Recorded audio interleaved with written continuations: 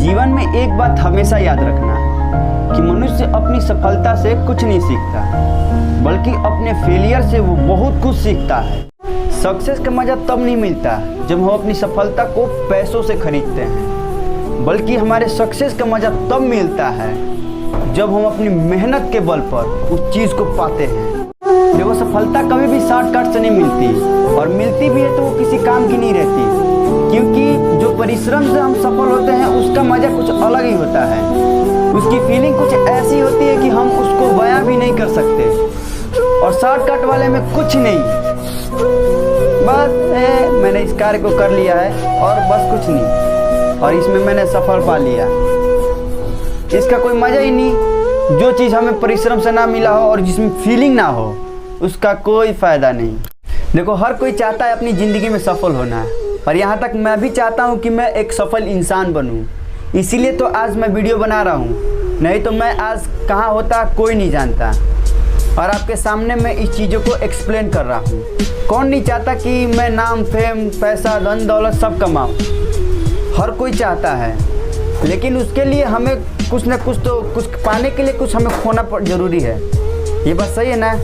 देखो, जब तक तुम किसी चीज़ को नहीं खोते हो तब तक कुछ नहीं पा सकते।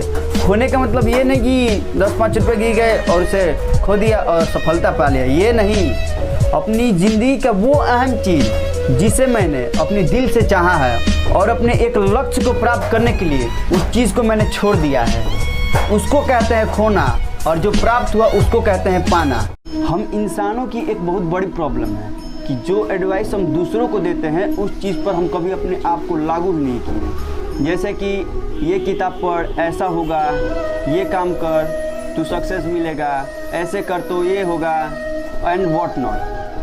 अगर वही चीज़ तुम अपने ऊपर ट्राई करते हो तो क्या पता तुम भी सक्सेस हो सकते हो। मेरी मानो तो दूसरों को बताने से पहले तुम अपने आप उस चीज़ को पहले लागू करो, तब जाके दूसरों को बताना कि क्या यह फैसला दूसरों को बताना सही है या गलत। इंसान जब अपनी हथेली की रेखाओं में भविष्य ढूंढने लगे तब समझ लेना कि उसकी बाजू में ताकत और मन का विश्वास खत्म हो गया है। हमारे जीवन की मंजिलें बड़ी ही जिद्दी होती है, और ये उन्हें ही मिलती है जो उसे पाने की जिद ठान ले।